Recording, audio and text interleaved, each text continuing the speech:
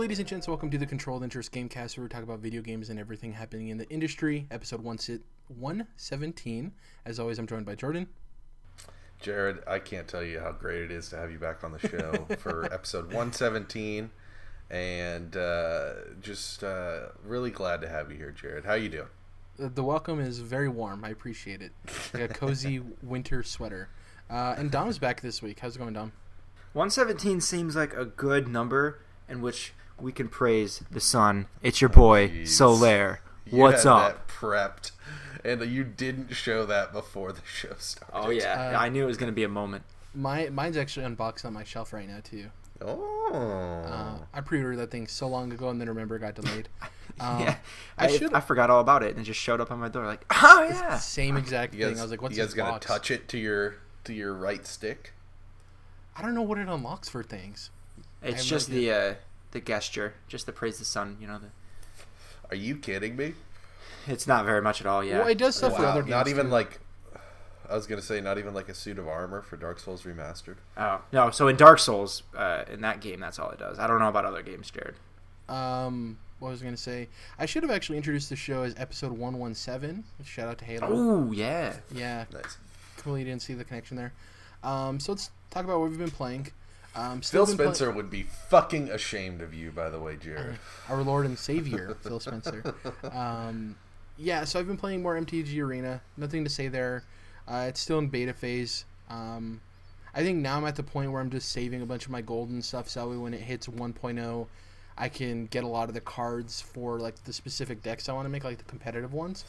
So I'm just messing around with that. Nothing to report there.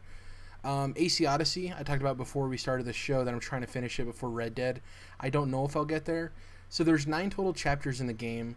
That doesn't really say much because some of the chapters are like an hour long and some of them are like 5 hours long. But I'm in chapter 7 of 9, so I'm nearing the end. I'm about 43 hours in. I'm level 34. Usually, if I remember, Origins caps at 50, I think, but you finish the game like at 38 or something, reasonably. I think there might be a level boost for the expansion packs. Yeah. But I'm saying like base game. Yeah. One thing I will say is the narrative is still great. There's some reveals that have happened recently in the back half of this narrative now that are like really cool and really Assassin's Creed in vibe, Jordan. I don't want to spoil anything for you, obviously, but like they definitely hit on like, okay, yeah, this is Assassin's Creed. Some really cool stuff. Nice. Some more puzzle elements towards the back half of this game than I remember being in Origins. There were some puzzle stuff, but it seems like there's a little bit more involved puzzles in the back half of this game.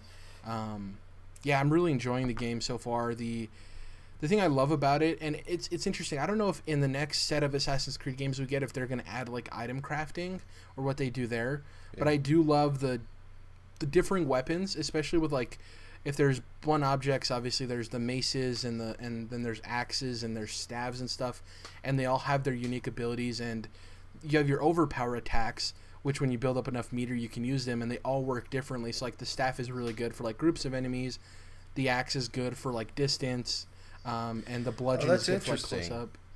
Because the same power in Origins is basically just taking out one guy no matter what weapon. Yes, and actually now that you said that, that reminds me that was the case in Odyssey. So I'm rocking my weapons constantly change as I get higher versions of different stuff, right, as I find loot chests and stuff. Currently, last thing I was using was this staff, and its overpower attack is it doesn't lock onto one enemy. You just kind of swing and you direct your movement. So if you're in a crowd of dudes, you can like swing. If you end up killing one guy, you could just redirect and aim towards another dude. You know what I mean? Or you can constantly just barrage all of them on one person. So you have a lot of freedom there of like, okay, these two guys are low on health. I'm going to start it, hit both of them, kill them, and then immediately turn left and try to get a couple of hits on this guy before it runs out. Yeah, it's very cool. I'm hoping to finish the game upgrade soon. From Origins to Odyssey. Yeah, and that's what we were talking about last episode of we're not getting a mainline AC next year.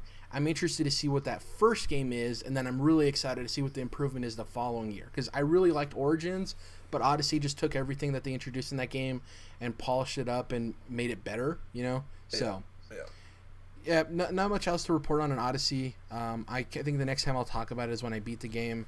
I'm trying to finish it in time for Red Dead. I don't know if that's going to happen. What I might end up doing is I might end up starting Red Dead, getting a little bit into it where I'm like, you know, in the part of every game when you get like comfortable with the controls and you're kind of past that tutorial level and it's like the world is open to you now. I might play Red Dead to there just to get comfortable so that way when I know I'm jumping back in, I don't have to slog through all of that. And then I'll hop back into AC, try to grind that out as much as I can, and then get back to Red Dead. Because I really want to finish AC Odyssey, but I also want to play some Red Dead too. So I think that's what my plan will be moving forward. The last thing I want to talk about, not going on too long, but I binged Daredevil Season 3. We've talked about how bad I am at actually watching shows and getting them done, but I was very excited for Daredevil Season 3, and it met my expectations. Obviously, I don't know if you finished it. You were in the middle of watching it, right, Jordan? I finished episode 8 last night. Okay, cool. So I won't even talk about anything towards the end of the season. What I will say is, with the Daredevil, I think it's the best show out of all of the Netflix Marvel shows. I really liked Season 1. I didn't like the second half of Season 2, but the first half for me is really all killer, no filler. And this season has excellent character writing. Vincent D'Onofrio is obviously fantastic. Killing it. I don't know the actor's name who plays Poindexter in the show, but he's as a new character, he's very good. And the nun in the show is also very, like, a lot of these new characters that they've introduced have actually done really well. Yep. I didn't like Foggy's acting in the first season. I think it's way better in this season. I was going to say, I think he's like, this is the season where he's come into that role of being like the comic book character. Like, yeah, he is kind of like a goofball. You know, he's not like the sharpest guy on the board, I guess. But yeah, I think the actor is doing that well. Where it's like, yeah, he's competent. Like, he's a decent lawyer, but he's also kind of an idiot sometimes. And shout out to Ray, who's one of the lead characters in the season. He's the FBI agent, the Middle Eastern FBI agent. I love, Ray Nadeem. I love when you have characters who they're a minority or they're for representation, but that's not what defines the character at all. I think that's when you do it best. And he even talked about it in an interview. He said, the thing for me, being the ethnicity I am, when I read scripts, it's hard to find a script where it doesn't delve so much into my cultural background and all of this stuff and, you know, terrorists and all of these things. He's like, when I read the script for Daredevil Season 3, it was just a well-fleshed-out character who happens to be an American FBI agent who also has cultural differences, but that's never even a thing. You know what I mean? I love that. Because it's representation without making it feel forced. I absolutely love the season. Obviously, we knew Iron Fist got canceled. Recently, they announced that Luke Cage got canceled. People were worried about that. I think they said that the actor who's playing Iron Fist is coming back to play him.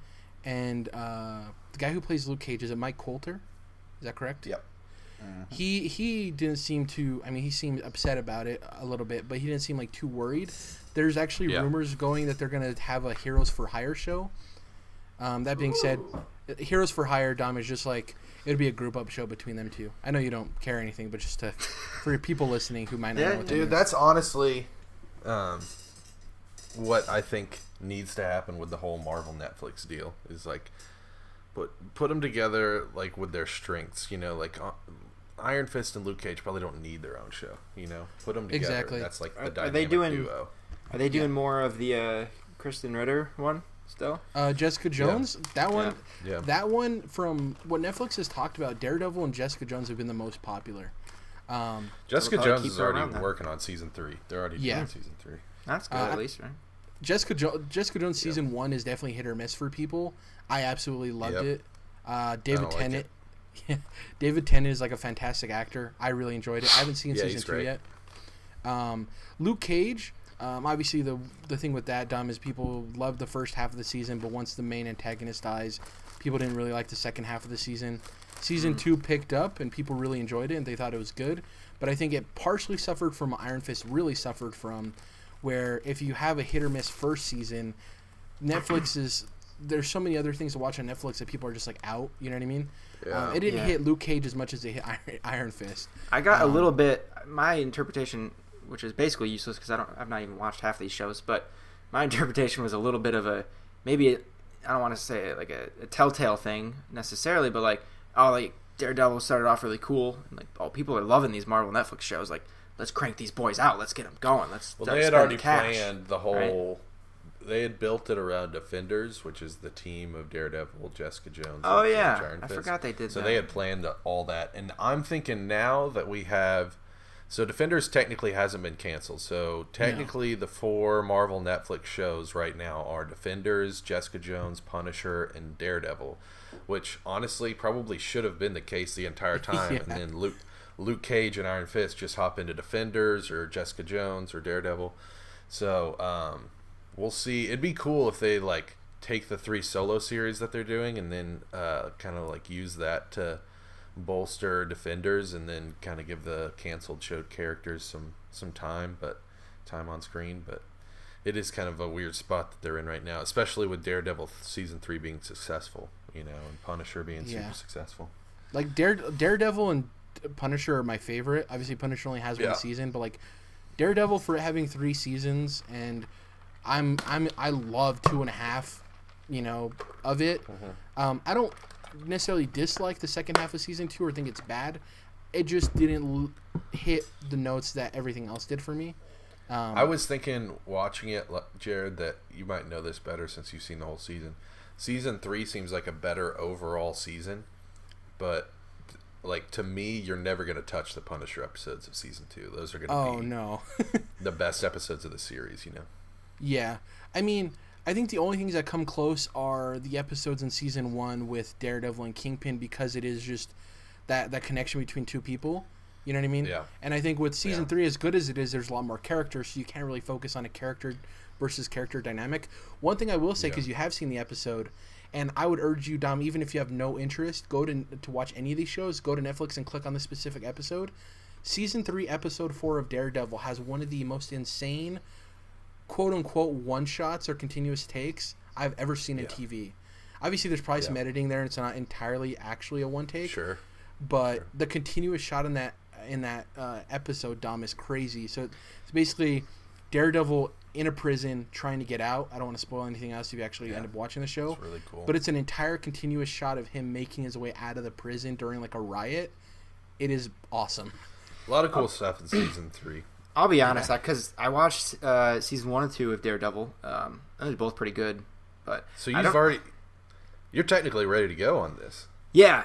I mean, so season 1 was, I think, really good. I wasn't, it was interesting enough to learn about his character. I can't even remember his real name, Murdoch. Matt Murdock, It was like interesting enough for him, but I really like you guys mentioned the Kingpin. He was the villain. Like, he was really cool. His story coming up was actually really interesting. I actually really liked him.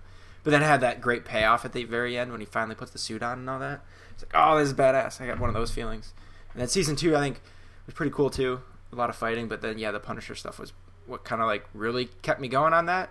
So what's like the big draw in season 3? Is there like Kingpin returns first? So it's more like Kingpin. They've kept him going, and he's never been irrelevant in the show. And I was also thinking about how, like, honestly, dude, I'm gonna need. I know this is probably never gonna happen, but it is technically in the MCU. I really need like some crossover between the Daredevil characters and the Spider-Man Tom Holland characters, because like seeing him go up against Vincent D'Onofrio, Tom Holland Spider-Man, would be so cool. Or seeing him team up with this Daredevil would be super cool. So I would love to see some of that, but who knows if that. Frankly, probably you're not. kind of writing yourself into it. I mean, they have to overlap. Like these two characters, it's like if they're doing interact. these Spider-Man movies and he's in Avengers, and it's like really that you're just not going to talk about Spider-Man Kingpin at all, or like Spider-Man doesn't know who Daredevil is in Hell's Kitchen. Like that just wouldn't make sense. They have to acknowledge it at least something. It has 2 things going for it. One, Vincent D'Onofrio is a Hollywood actor. So, like, him making the transition would be easy for the studios to... And Charlie Cox has been in some Hollywood movies, too. Yeah, but I'm talking about from a studio perspective, and, like, I think getting Vincent D'Onofrio across would be way easier than Charlie Cox. Not that he doesn't deserve it or anything, just from a super perspective, like, oh yeah, Vincent D'Onofrio, people know that name. He's been in a bunch of stuff. The second thing is that, according to Kevin Feige and people at Marvel, they don't want to use villains that have already been in Spider-Man movies.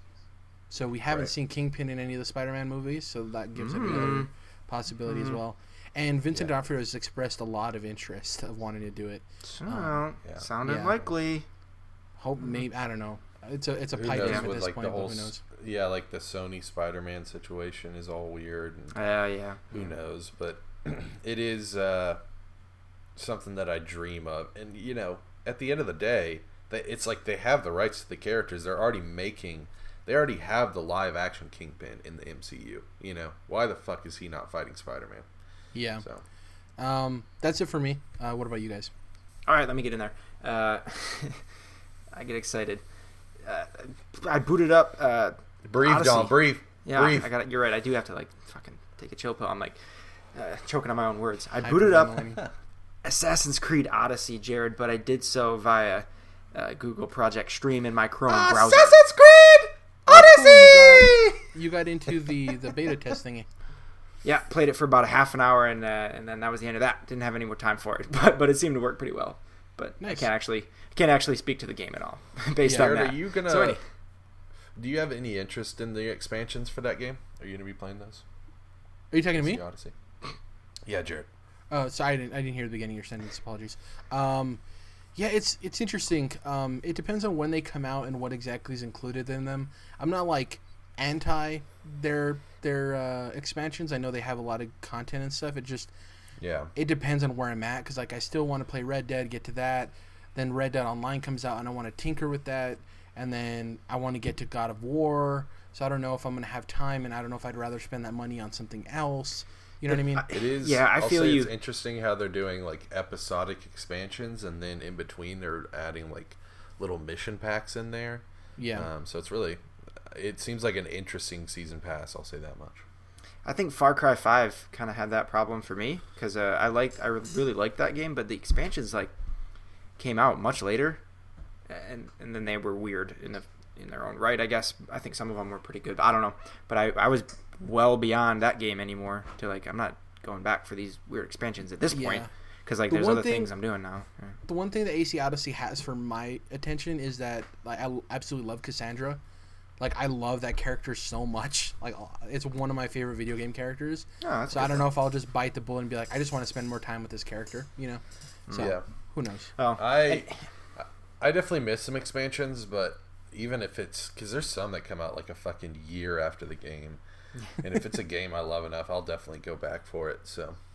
Well, in this game, there's no new Assassin's Creed next year, so their timeline might be... There you go. It's going to support it forever, you know what I mean? So Did you play Curse of the Pharaohs and the hidden ones for Origins? I didn't play any of them for Origins, no. Okay. But think about if I don't get to them now, next year when I'm itching for an Assassin's Creed game during this time frame, I might just buy the expansion at a reduced price and then get my Assassin's Creed fix for next year, you know? Absolutely. And I'll say this much for them, going back a long time, even the Ezio trilogy, they've always had good story expansions and just good season pass DLC in general for Assassin's Creed. And most of Ubisoft games, obviously fucking Rainbow Six Siege is still on fire, so. Yep. Dom, go ahead and finish. We cut you off there a little bit. Yeah, so I didn't actually put any significant time into the game, but for the little time I did play, I could say Project Stream, it works pretty well, because I had tried PlayStation Now a year or two ago, and it just was not reliable enough. Got my internet upgraded substantially since then, and so that on top of I'm guessing, and this is it's not an apples comparison because I have different internet than I did in each scenario, but it works much better than PlayStation Now did. That's the Google Stream service or whatever. So just putting that out there, I guess. Could you theoretically beat the game in this program? I have access to it for we have ownership since January 13th or something weird. Yeah. You even get game. You even get $10 of credit for microtransactions, I guess, too. Yeah. Yeah. So I'm guessing Google just fucking dropped a stack of cash at Ubisoft store hey, we want to do this. You know, some people might not buy your game because they can play it for free.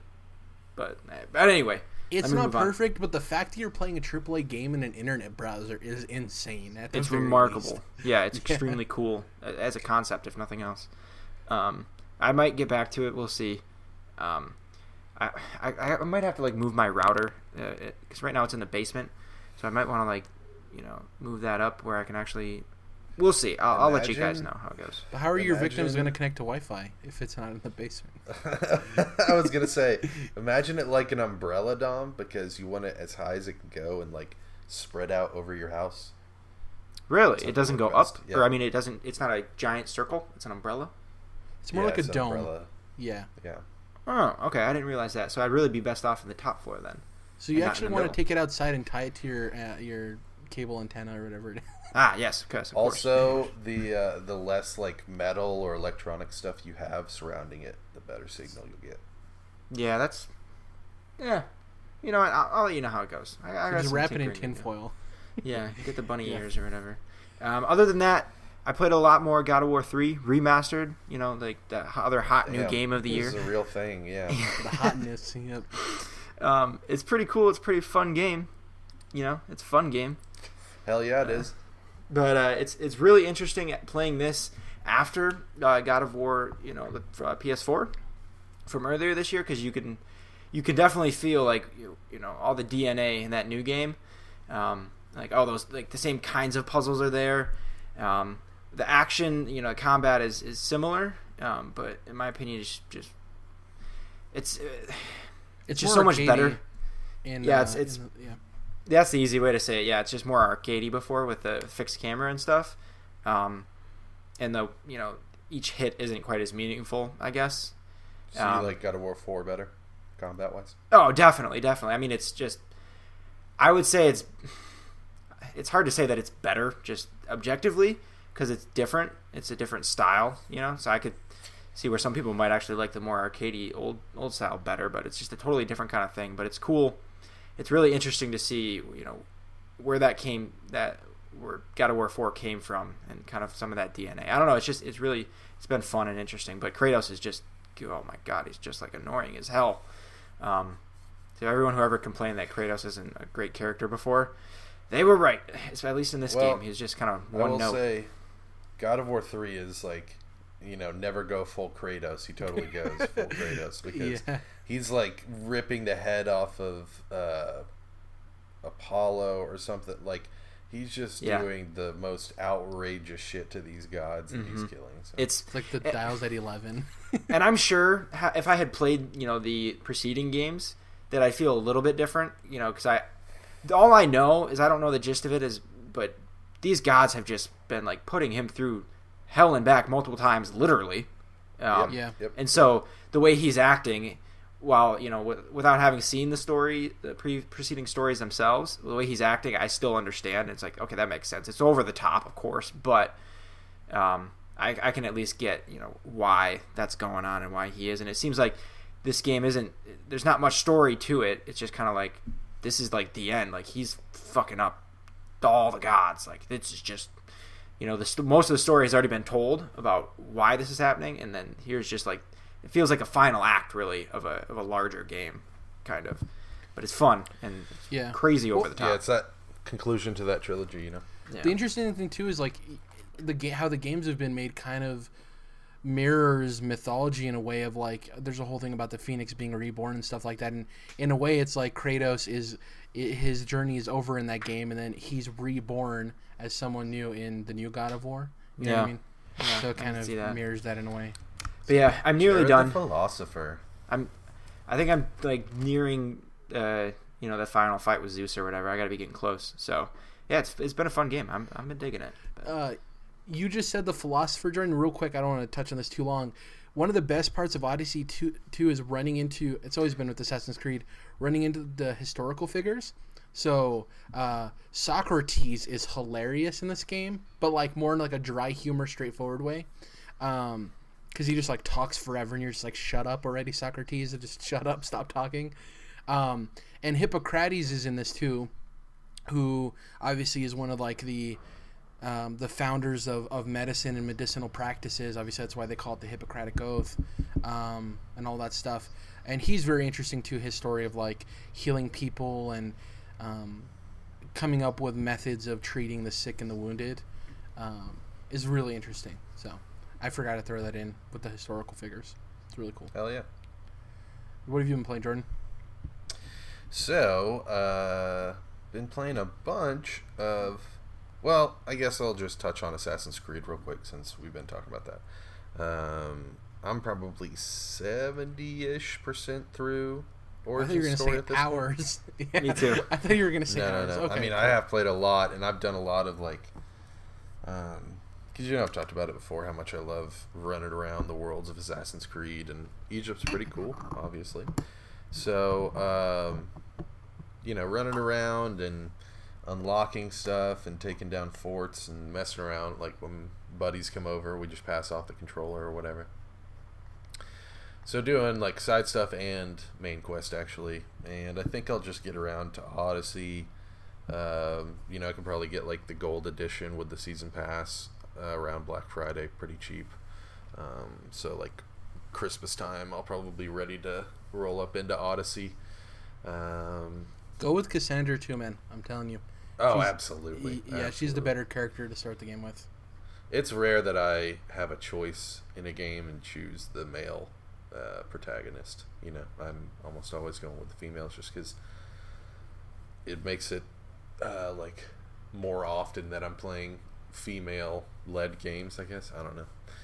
Anyways, so I'll continue on with that, and I've been playing a bunch of Valkyria Chronicles Remastered for the Nintendo Switch, which I played for a while when it came out on PS4, but then, unfortunately, like many other games, I heard that it was coming to Switch, and I'm like, well, I guess I'm buying this game twice. And that's what happened.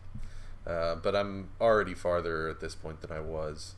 And, it's added Did you get the discount, Jordan?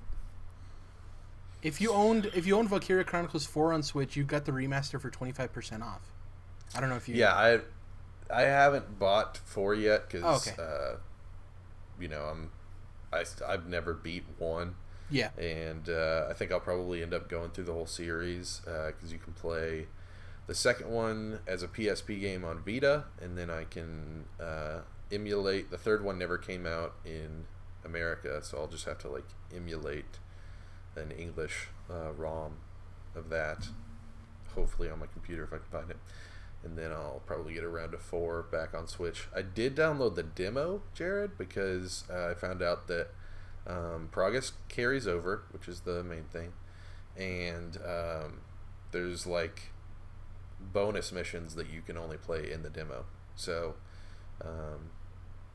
I'll play through the series, and I'll play the VC4 demo on Switch before I jump in to that one. But yeah, it's, like I said, add it to the stable of strategy games I've got over here on Switch that I've been playing, which is like around 10, I would say at this point. Like we're pushing like 7 or 8 different strategy games I've been fucking around with, and this is like a big one. This is, I would say, one of the ones that kind of got me into the genre. But yeah, I mean, it's of course it has its flaws, but it's a really cool game. It's got the anime art style, and it's like a kind of a fantasy, kind of like a Norse mythology mixed with World War I look to it and feel to it. So I've been always curious about that. I never understood what the fuck is the deal with these games, and that's, I'm being blunt because that's how I never understood. Like, we got this weird M1 Grand looking rifles, but then is this a fantasy? I don't know. I've never looked into these games close enough to actually learn about them, but it sounds like you're describing my confusion a little bit with that. I mean, yeah, it's... You don't really play strategy games, do you? Not really, no. So, I mean, it's definitely like a tedious strategy game, and you got to remember this is originally a PS3 game that has been remastered, so a lot of kind of the stuff I've been talking about recently with strategy games that are more modern, and the kind of quality of life stuff that they have is not necessarily present here in Valkyria Chronicles 1. For example, a lot of games will let you, and JRPGs have kind of been doing this stuff too, where they'll let you fast forward, especially through your enemies' actions if you're doing like a turn-based strategy game particularly, because, you know, it can get old just like watching your enemy move, and of course you want to see like what they're doing to your soldiers or whatever, but that's just an example of one of the things in the original Valkyria Chronicles that could that feels a little less modern. So yeah, I don't know if I should necessarily recommend it to you, Dom. You could get it for $20 on Switch, and that's a great place to play it. Definitely a little framey, which is weird because it's a PS3 upgrade. Little framiness, like to the point where I'm like, okay, this is fucking framey, not just here and there. But yeah, if you decide you want to start getting into strategy games, and you know you're down with it being turn-based and, like I said, kind of tedious and slow moving, and definitely, you know, as most strategy games are, definitely has a level of difficulty that it brings with it. So I'm really enjoying it, starting it the second time, and yeah, I plan to hopefully continue on with the series. Continued kind of tinkering around, kept up with Bravely Default on 3DS. Not much to say there, and jumped into the Spider-Man PS4 DLC, the Heist story expansion. So far, it's pretty good, and I'll say that you know, it has a decent amount of story content, like cutscenes and stuff, but then it also has a solid amount of challenges, extra challenges that they're adding to the game. So Jared, like, I know you enjoyed a lot of the side stuff in the base game, so I'm not sure, maybe you'll be enjoying this stuff. I might be jumping into like the side challenges, but I just noticed that there is a healthy dose of them, so I've played through like 3 or 4 of the missions now, so I would say I'm probably about halfway through like the main story of the heist. So yeah, it's enjoyable, and you know, this is one of those DLC packs, kind of like with alongside the challenges. It's definitely one that is just adding to the main game and making a strong game even stronger. This is not like BioShock Infinite Burial at Sea, where they're totally changing the game's mechanics and really spinning things on their head, which I'm, you know, I was kind of talking earlier about how I really enjoy playing like expansion packs and through the season passes of a lot of games, so I'm cool with either. If you want to just add on to your already great game, or if you want to try something totally new, I'm usually down if it's a game that I really enjoy. So yeah, more awesome stuff here. I'm keeping it a little vague just so you guys can hop in and go in blind, but definitely enjoyable. And since I know we all enjoyed Spider-Man PS4, I'm sure that we'll all end up enjoying this expansion pack, and I'm certainly excited for the way they've planned out this season pass with like basically one story expansion each month after release, October, November, December. So yeah, cool stuff, and Black Cat's cool, so yeah, it'll be interesting to see how that goes. Well, I like that it's piecemeal, and the fact that it's only 2.5 to 3 hours means that I can beat it in a night, which during the fall where there's so many games to play, that actually gives me a higher chance. I mean, I'm obviously going to play this because I love Spider-Man, but it gives me a higher chance of going back and playing the DLC, because we just talked about with Odyssey, if I'm going to get the expansions, obviously those are a lot longer than 2.5 to 3 hours, so you want to play those when you have more free time, whereas with this, I'm like, I get one a month, and I only need to hop in for 2.5 to 3 hours. I don't know, I really like the structure of the release, and I can't wait to hop into it. So, I think that, like, you were saying, this is obviously not a Spider-Man problem or like an Insomniac problem, but you were saying you guys hadn't hopped in yet, so this wouldn't be an issue for you, but just something to note jumping into the PlayStation ecosystem, Jared. I wasn't able to download this DLC pack until like well into the Tuesday that it came out. Same. Yeah. So this is not like for whatever fucking reason on PlayStation, DLC expansion packs, you can't just preload them like you would, any main game. So that kind of sucks. But just kind of a side note there. Yeah, it's weird. I actually Monday night I was trying to download it, and I was like, okay, it's not letting me. It's weird. And then so Tuesday, exactly. I had to wait for a while on Tuesday to be able to download it. Real quick before we hop into the news, I thought this is a little bit interesting. So obviously the Red Dead reviews are coming in the day we're recording this, October 25th, the day before the game releases. It's actually reviewing higher on Xbox than PlayStation. On Xbox One, it's currently sitting at a 98, and on PlayStation 4, it's a 97. So both really good. Incredibly good. Holy shit. I'm assuming that the plus one problem might have to do with the performance on Xbox One X. Digital Foundry came out and said that the way this game performs on Xbox One X is way superior than PS4 Pro or any of the other baseline systems. That it's obvious how well this performs on Xbox One X. So I'm assuming that plus point probably has something to do with it. Interesting tidbit. Can you guys name the second highest rated reviewed game that has a higher review score on Xbox than PlayStation? It's a third party game. GTA 4. No, those are viewed the same. They're both 97 technically on both. I'll say this: it's a franchise synonymous with Assassin's PlayStation. Creed Unit. Final Fantasy 13. Metal Gear Solid 5. It's a 95 on Xbox One and a 93 on PlayStation 4. Very 2 points then. Yeah. Yeah. I just thought that was a very interesting tidbit. I was like, wow. Anyways, let's hop into the news. Do you mind if I shout one thing out, Jared? Yes, I mind. Non-game related? No, of course. Go ahead. So, I've been going back through the Studio Ghibli movies and going through order of release. So I just want to give a huge shout out to that stuff because watching the HD remasters, I'm going to watch the dubs, and then some of them even have multiple dubs. So I might end up watching them twice, but I'll watch the dubs and then go back through on subs probably.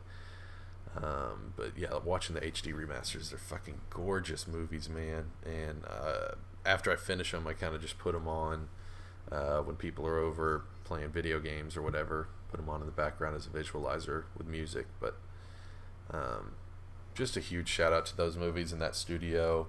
I will say, I finally watched Grave of the Fireflies for the first time, which is the first Takahata film. He's one of the directors in the studio. And people talk about that movie being sad, but I'll just go ahead and give everyone a warning, a zero spoiler warning, that this is easily like the most fucked up sad movie I've ever seen in my life. It is animated. Do not let that fool you. Like, just, oh my god, like, probably the most heartbreaking movie I've ever seen. Just fucked up sad stuff. So, beautiful movie, well done movie, well written, very well done movie, but it's one of those things like, man, I don't know if I can watch this again. I appreciate it and respect it, but my god, if you're ever walking into that movie, just know that you're about to be fucked up after that movie. So man, that sounds like that's how I felt about Manchester by the Sea, that movie from a few years ago. I mean, that's sad, but like, dude, I'm telling you, this is on another fucking level. Yeah.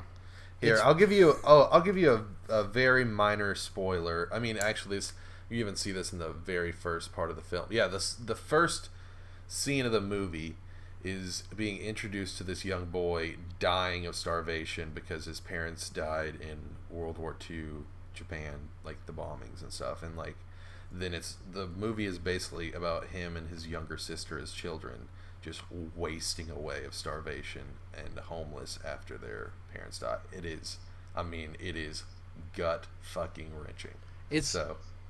It's funny that you brought up Manchester by the Sea. So I don't like Mark Wahlberg as an actor. I have a hard time watching movies. I think I found a transformer. And the reason I bring that up is because I have the same thing with Casey Affleck. I could not get past the first 15 minutes of that movie. I just don't like him as an actor.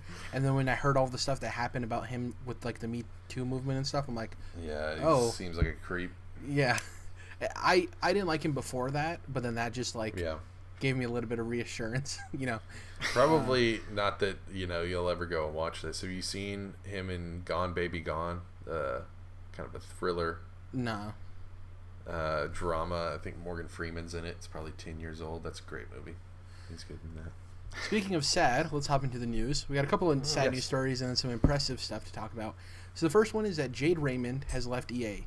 This is via Game Informer by Kimberly Wallace. Jade Raymond, head of EA Motive, has left EA.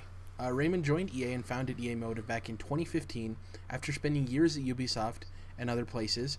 She's most responsible for bringing the Assassin's Creed franchise to life and was one of the leads on the sequel. She'll be replaced by Samantha Ryan, whose prior work includes being the senior vice president at Warner Brothers in their marketing department, as well as being the president of Monolith, which are the guys who did the Shadow of games. Shadow of games, yes. The Shadow of, yes. Middle Earth. Yeah, Shadow of Middle Earth. Shadow of War and Shadow of... is that the one? Mordor, yeah. So the thing I want to talk about is an interesting note in the Game Informer article is that a few months ago, when we talked to Raymond, she discussed some road bumps with Motive's new IP. Raymond noted some people who joined the project early on, probably people she brought in, I'm assuming. That's my own anecdote. Already left, and the game still hadn't left the conceptual phase. So, obviously she was leading that studio. Obviously she had been responsible for bringing Assassin's Creed still rolling. We talked about Assassin's Creed at length during the show. She knows what she's doing for the most part. This isn't surprising considering we see people, especially with EA, things don't work out as well. I think this is a mixture of a bunch of things, and I want to get your guys' opinion on it. So one, she said people that were brought on to the project already left, meaning that there was already turmoil there for some reason. We know that EA hasn't had the best of success with the Star Wars games, or the license rather, and maybe this is just one of those other issues. And Jade Raymond was responsible not only for EA Motive, but she was helping DICE, she was helping Visceral before they were closed. She's been helping BioWare, like EA Motive, and her specifically. She does a lot of work with all of the other EA studios. Like, she was pretty important. She was the head of EA Motive, but like she was helping with a lot of EA studios. Honestly, I think this is just her and EA being at an indifference. If the game still hadn't left conceptual phase, part of it is obviously the team working on it, but part of it could be that the reason they're still in conceptual phase is because the things that they're trying to do haven't been greenlit by EA or by Star Wars. And obviously maybe they just didn't come up with good ideas. That's also a possibility. But the fact that she has the track record she does, I'm assuming that that's not the case. I think it's just more EA stuff going on. And maybe she had an indifference of, obviously Assassin's Creed is a single player game. Maybe EA was pushing on them to make it a multiplayer game, and maybe that's where she kind of was like, hey, I think I have enough in this industry to be able to know what I want to work on, some leeway, and maybe they just had an indifference. I don't know. I think this is a very important move that she's leaving. What do you guys think about the whole situation? Been rambling. Seems like more EA being EA from, I don't know. Clearly from what handling this Star Wars situation very well. Yeah. It's hard to say because, we're only just guessing ultimately, right? Yeah, we don't know. And she hasn't really made a statement yet either. Yeah.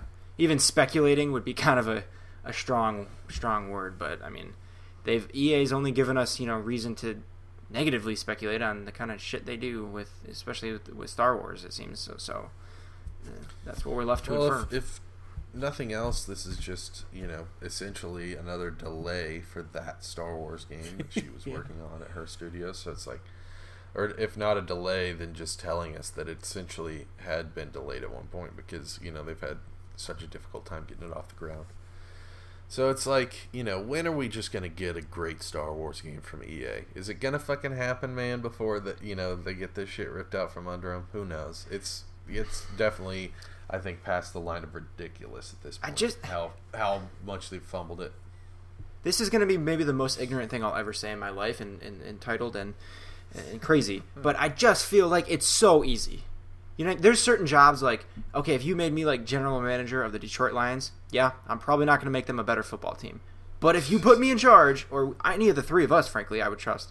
If you put us in charge of like all of the Star Wars games going on at EA, I feel like, given the right resources, financially and such, like we could do so much better, make so much better decisions than they've made. At least one of them would come out decent. It seems so easy to me, and my assumption is like, just like we read about with Visceral, like that EA from the top is just pushing in the wrong directions, and they're kind of just ruining things in their pursuit of what they think they want, but that's not even really what's best for them, and that's not even really what's going to make them the most money, as Battlefront 2 initially proved to us.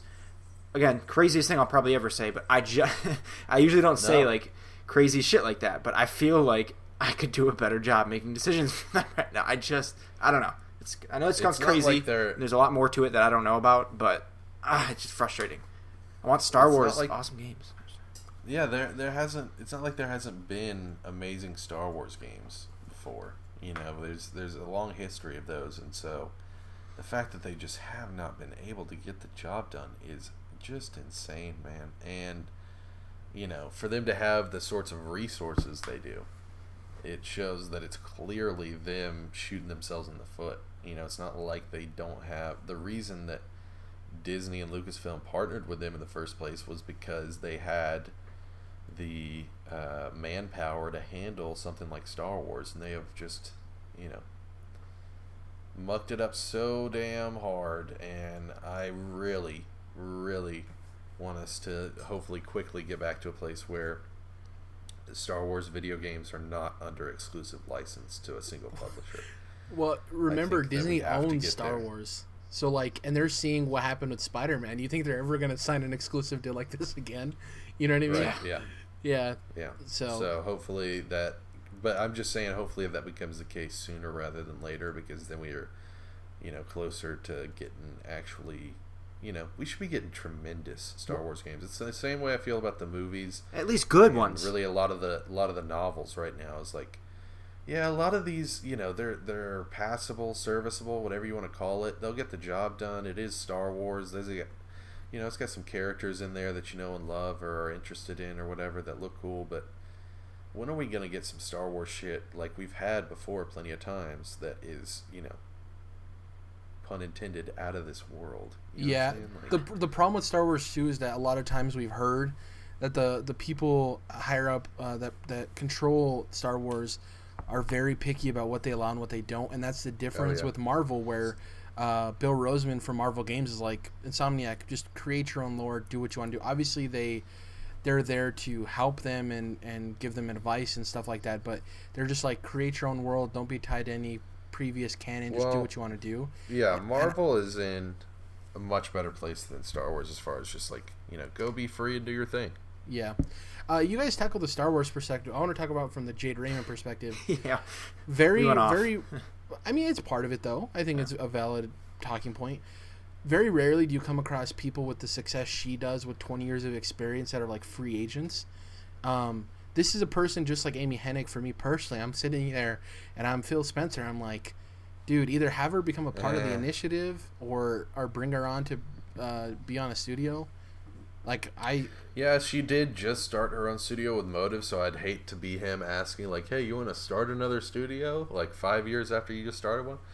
But it'd be 3 great years. if she... within 5 years, it would be a lot, but it'd be great to see her just kind of have her own studio with Microsoft. And then the one thing we forget to mention sometimes with people like that, and I could be wrong, but I assume... Say, Microsoft brings her over and puts her in a studio or whatever, she's going to make some calls and she's going to bring some people with her, right? When a coach leaves one team for another, a lot of times there's some players that come along for the ride that she trusts, type of thing. And who's to say that people she already trusted left? Because in that thing, she said people who had joined early on already left. So who's to say that they already bounced? Yeah. And I agree with you, Jordan, that maybe it is too soon to give her another studio from her perspective and everything. Maybe just bring her onto the initiative as a consultant, and then when that's done and she has some room to breathe, then be like, it's hard to come across talent that has that much experience. And that's why, like, Amy Hennig and her, I just think they're valuable assets that maybe you don't even hire them on, but entertain the thought, you know what I mean? Have an interview, talk to them, see if you're what you want out of the future of Xbox aligns with what they want to do. I think at the very least you should at least talk to them and see where they're sitting at creatively.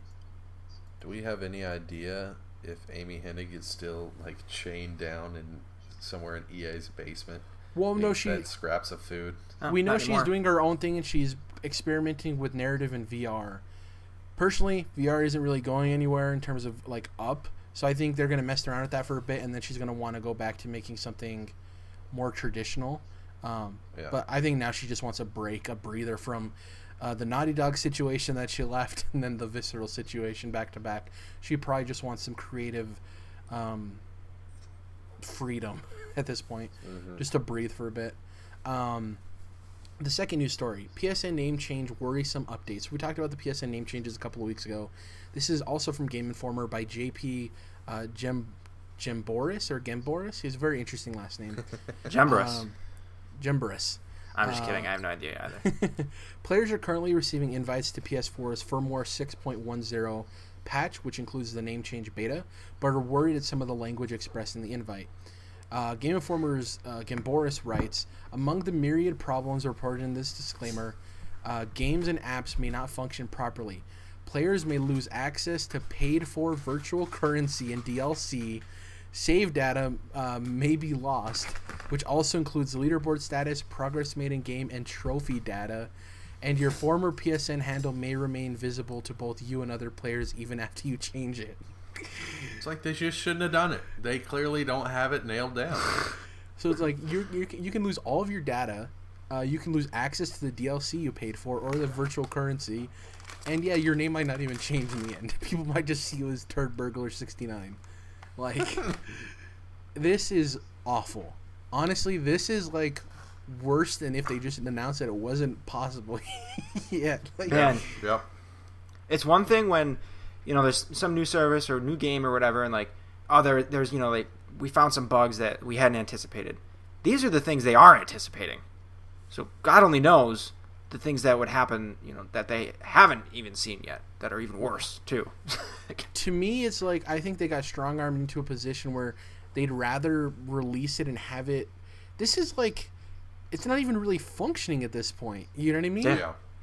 Who's doing this? Who's saying like, hell yeah, sign me up for the beta? Well, and this makes you realize why I was complaining. I was like, why wouldn't you hold the PSX and make this announcement? Why wouldn't you make this announcement at PSX? Here we go. And that's why, is because it's not what. Yeah, so many issues. Like, wouldn't it be great if they were like, and now we'd like to announce PSN name changes. Everybody freaks the fuck out, and then they spend 20 minutes like, but you can't do this, and it might fuck this up. Dude, imagine if Phil Spencer changed his gamer tag on stage. That'd be so funny. Oh, ooh. That'd be so like, funny. He's like, it's free for the next week. You can change your name. Yeah. For the next week, one time. That's so funny.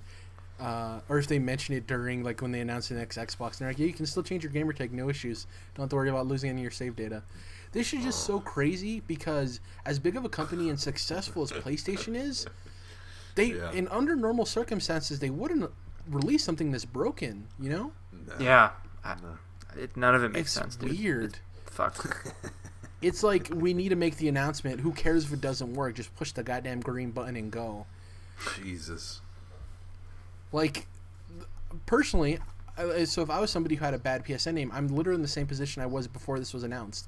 You think I'm going to change my gamer tag so I can lose the stuff I paid for and my game data, my saved game data?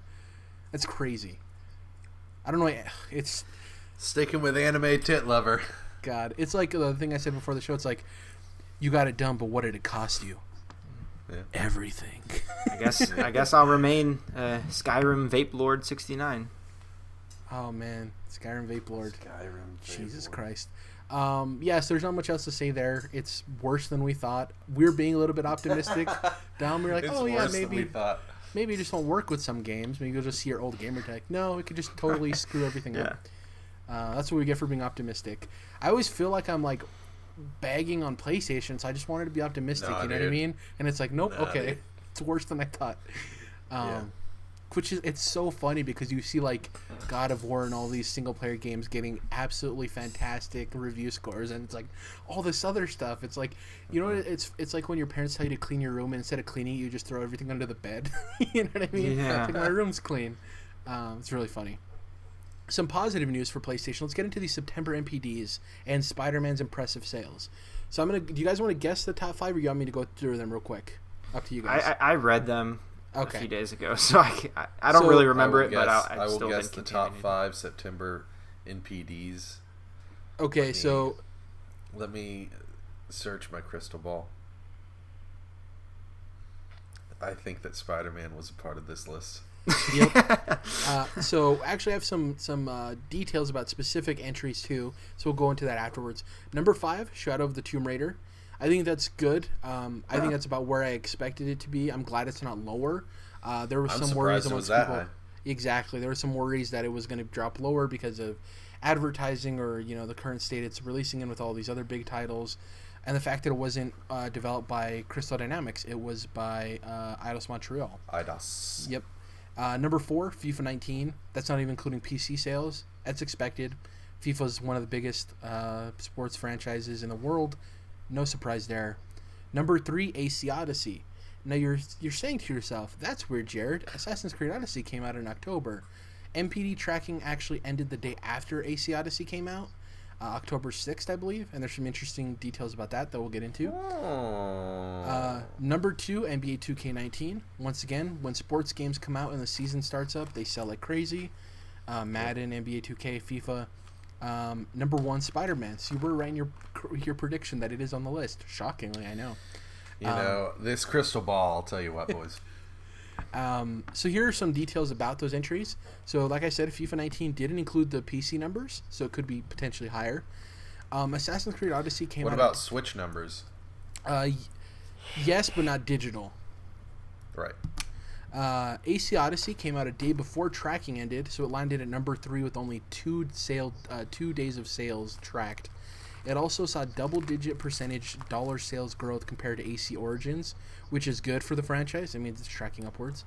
NBA 2K19 had the highest launch month dollar sales of any sports game since 1995 when NPD started tracking games.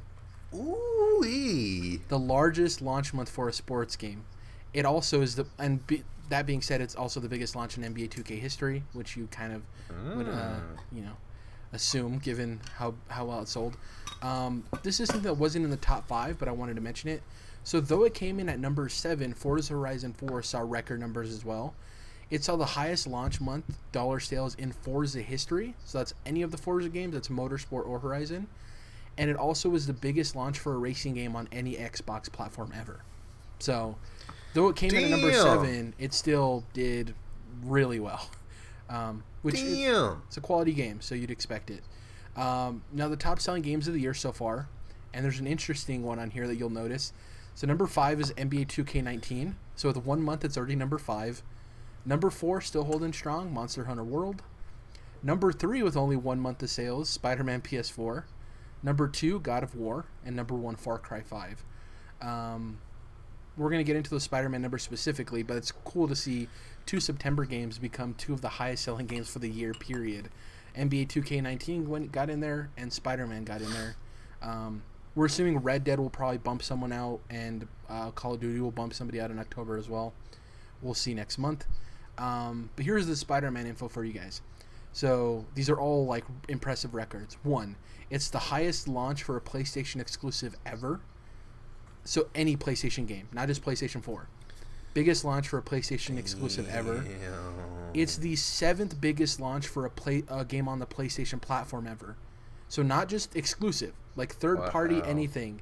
The 7th highest release launch on a PlayStation platform. That's nuts, ever. dude. That means like GTA 5, you know, any Call of Duty. It means this game is right up there with Spider-Man Turn Off the Dark as far as like biggest Spider-Man things ever. Yeah. Wait, Dom, do you know about Turn Off the Dark? Yeah, that was that short thing right after Spider Universe, Spider Lamp on my Spider Walls. The Broadway. Spider-Man Turn Off the Dark is the Broadway play where they kept like hurting Spider-Man because they were like falling off of their fucking things when they were swinging around on the webs on stage. Oh, Jesus. The next thing, it's the highest dollar sales for a launch month this year. So it's the highest selling launch of any game this year at all, period. which will probably get passed by Call of Duty next month, I'm assuming. It's the eighth best. Hot take. It's the eighth best-selling game of the last 12 months. So over the last 12 months, it's the eighth best-selling game. So that's taking into account Call of Duty, which released a year ago. Okay. Yes, over the course of the Dom, last 12 months, not just this year, because obviously this year hasn't been 12 months. This is the most interesting stat, I think. Launch month sales were 37% higher than all other Spider-Man games combined. Yeah. We talked about how well this game was going to sell, and people underestimated it. I don't know why. Sorry, Jordan. Go ahead. Dom, you were talking about Dom. You mentioned the proximity of like DLC packs, story expansions releasing. Yeah. With the main game, and I really think they're doing a smart thing here. I mentioned it earlier with their season pass, and I just think that's going to make this game sell so much for Christmas. Because it's going to bring this conversation back up multiple times. When people are going to see the animated movie or whatever it may be, like obviously Spider-Man's talked about all the time, and so this is going to be part of that conversation. And he's in Spider-Geddon in the crossover event, so that's a big deal, obviously. Well, I mean, does he drive his spider car to his spider job? No, he just. I like you making fun of like Spider-Man. And yet Batman does all of those things, and that's your favorite superhero. Batman has a Batmobile, yeah. And a Batcave and Batarangs. It is actually probably cheesier Batman when you put it in those terms, yeah. Dom, what are this is a real thing. What are Robin's version of the Batarang? Think about it. The batter what?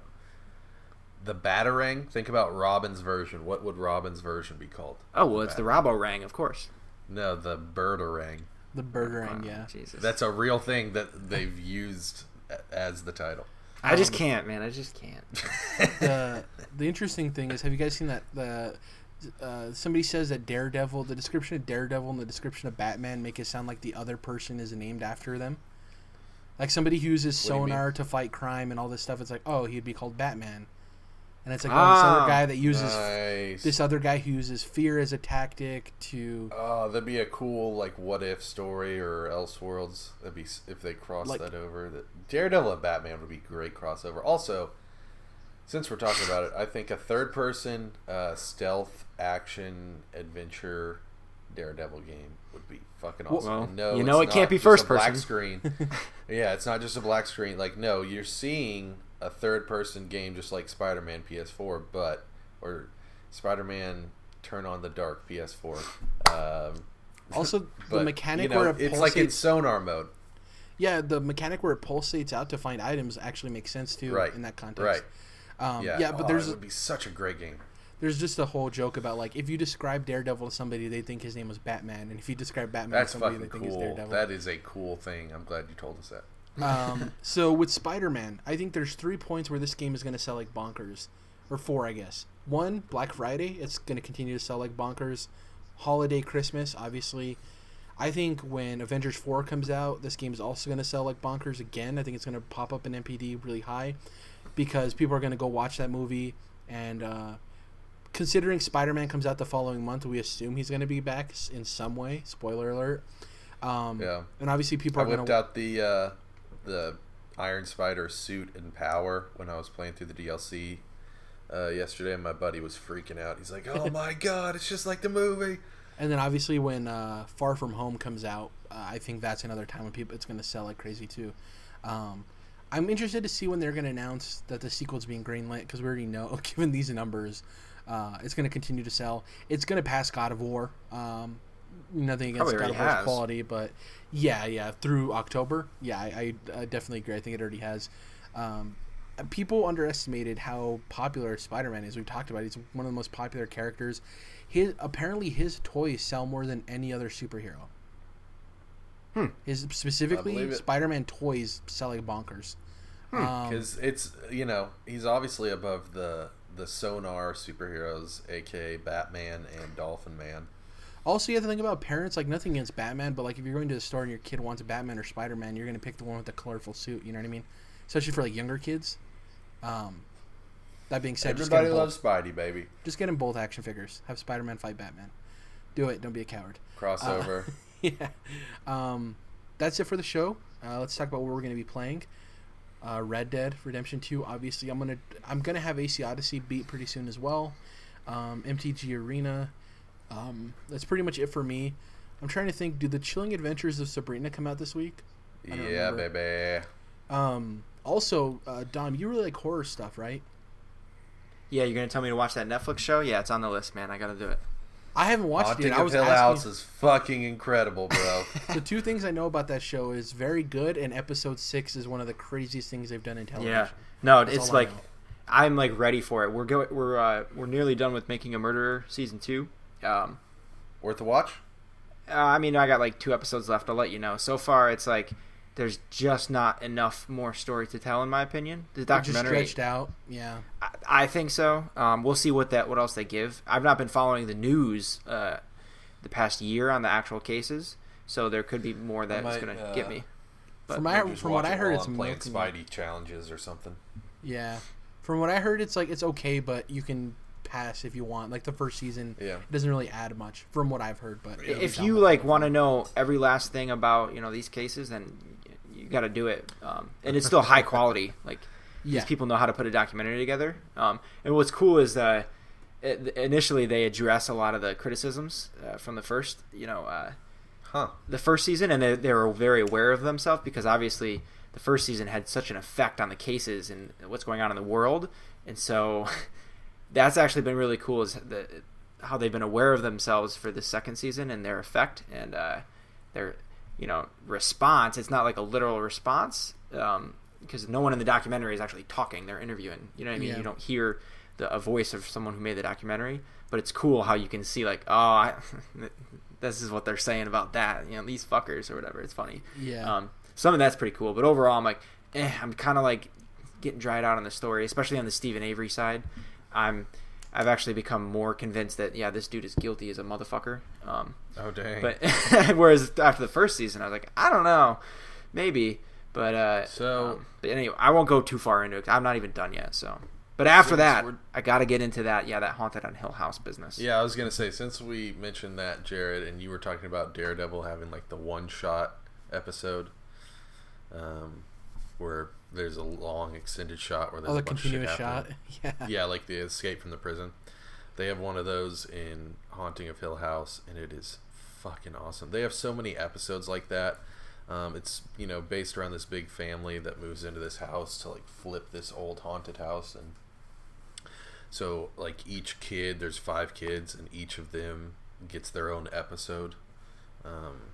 So that's really cool. And also, I'll say if you guys are gonna watch that, I highly recommend it. Really enjoy the show. Apparently, there are ghosts hidden throughout the show all over the place. Not even in scenes where you're like supposed to see a ghost. Like, there's scenes where people are being scared by a ghost, and then there's other scenes where people are just talking, but they place ghosts as like Easter eggs in the background. That's pretty cool. So watch out for that, because I've caught 1, maybe 2. I'll have to go back and like read an article or watch a YouTube video once I'm finished, but I got a few episodes left, and just go into that with your eye out for that stuff, because it's when you do catch it, it's really fucking cool. Great show. Dom, 2 questions for you. 1, are you getting Red Dead at launch? I don't know. I was everything I hear about it sounds awesome. I thought you pre-ordered it. No, I never did. I was always on the line. I was like, I don't think so.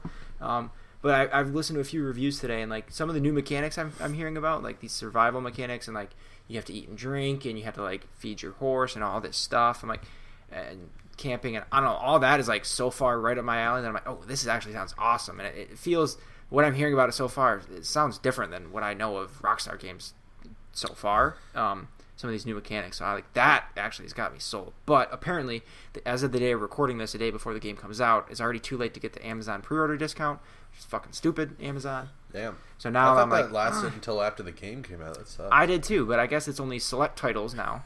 I looked at the list, and there's only like 8. A bunch of people's deliveries got delayed till the 28th too. Yeah, apparently that's becoming Love more that. widespread with their missing orders. Yeah. But The anyway, one cool thing is you can yeah. name your horse, and I think I'm going to name my horse Sore Throat. What the fuck? Horse. When you have a sore throat, your throat is horse. Your horse. It's a bad Wow. pun. Wow, Move we're on. gonna You call know that what, a Jared? miss. I'm gonna shut your mic off. It's been great having you on the Yeah. show. But I was also gonna ask, are you jumping in this evening here in a few hours? I'll probably do it tomorrow. I want to spend the rest of the night playing AC Odyssey. Yeah, I'm not worried about jumping in right away. I'll keep my mouth shut about the opening since you guys aren't jumping in right away. Well, But yeah, Jared, I'll play it by next Thursday. I'll probably play it tomorrow, the opening of it. But I just mean, like, I'm not gonna hop into Facebook chat tonight and be Yeah. like, dude, I can't believe Samus is a girl. yeah, But yeah, I'm still kind of stuck because there's only a few more weeks now until Fallout, and I know that's where I really want to spend my time. And as it turns out, I feel like there's actually going to be a couple similarities between these games. I know that sounds crazy, but kind of that survival aspect, some of the crafting and stuff, I feel like, I don't know, a little bit of the same stuff going on. You know, maybe 5% of aspects of each game are the same. Anyway, those are both going to be big time sink type games, and I don't know if I want to have those conflicting necessarily. Because my heart is going to tell me to keep on playing Fallout, but I think my head will tell me to play some Red Dead. It's probably going to be a better game. But man, the heartbreaking stuck. thing is, like, I love Fallout so much, yeah, and I think I'm hard out on 76. Ooh. Mm-hmm. I'm just like, it's just like there's so many other things to play, and it's like, from what I've heard, the multiplayer aspects seem like they're hitting right with people, but like the Fallout world stuff, like what I expect from a Fallout world, isn't fully there. So I'm just like, I don't know. I'll probably end up eventually playing it, but not buying a Fallout game at launch is like heartbreaking. yeah. Isn't that, like, we talked about that with me in AC Odyssey. It's just weird, man, that, like, weird to hear you talking about it, Jared, and I'm like, he's like telling me things and I haven't already experienced them yet in an Assassin's Creed game. It's so weird. But there is one other thing I've been like on the line. I just haven't had a minute. I've been traveling and stuff recently, but I really think I want to grab. Jordan, you talked about this game a while ago. Hyper Light Drifter came out on Switch, and Nice. I watched some gameplay of that, and I was like, this looks like just really nice and like soothing, but still, there's I want to play it. I think it'll be a great game for you, Dom. Yeah. Some of the combat, like the rhythm of the combat, to me, I just could never. I felt like it was off. But maybe going into it knowing that, and just knowing that, like, it is kind of difficult, especially the dash move is like a ramp up rhythm that you have to get used to. So, and then there is that difficulty. It definitely has Bloodborne vibes, I would say. Yeah, I just watched some 10 minutes of gameplay, and I just like kind of like fell in love with it. It was weird. I was like, I've never felt it's a quick like game. this. Yeah. Like 6 hours, 8 hours at most, and that's mainline, but I think it'll be great on Switch. Yeah, so I might do that too. Disasterpiece. Shout out to the music done by Disasterpiece. But before any of that, I'm definitely going to finish God of War 3 Remastered, the hot new game of this year. Jordan, what are you going to be doing? I'm assuming finishing that Spider-Man DLC? Yeah, maybe. So I'll be hopping into Red Dead this evening, and, you know, who knows if I'll finish Spidey DLC by next week. I'm still not Do what feels right. decided. Play what you want to play, Dom. Yeah. I haven't decided yet, but I may or may not kind of mess with the side stuff in the DLC. I've never really finished it up in the main game, so we'll see. But definitely Red Dead, definitely Spidey DLC, the heist. Definitely some more Valkyria Chronicles on Switch. I'm sure I'll keep up with Assassin's Creed Origins and Bravely Default. And then watching Kiki's Delivery Service next for the Studio Ghibli collection. And it's a great movie. Seen a lot of these movies. So yeah, really enjoying going back through those. Finishing up Daredevil Season 3, obviously. Then there's like Haunting of Hill House on Netflix. I guess like I said, I might watch Making a Murder Season 2 on my second screen at some point. Still getting through like Fear the Walking Dead Season 4 and Luke Cage Season 2, as far as that goes. And then, I don't know, like, I'm definitely going to watch Sabrina when it comes out this weekend, and I'm, like, teetering back and forth on Haunted on Netflix, because it's like this, it's supposed to be kind of like a documentary series about people, you know, being haunted, experiencing ghosts or whatever on Netflix, but it's weird. Like, people are saying it's fake, but it's like presented as a real documentary. I don't know. It's weird. I don't know if I want to watch it yet. Who knows? But I'm just thinking of American Vandal with ghosts, and that's hilarious to me. Yeah, obviously it's not the same like, thing. I don't know if that's the situation. It's not a jokey thing, but Yeah. it might be like a mockumentary. Who knows? Yeah. But yeah, there's plenty of like spooky stuff to watch. Some good Netflix stuff. Did you ever get around to Apostle, Jared?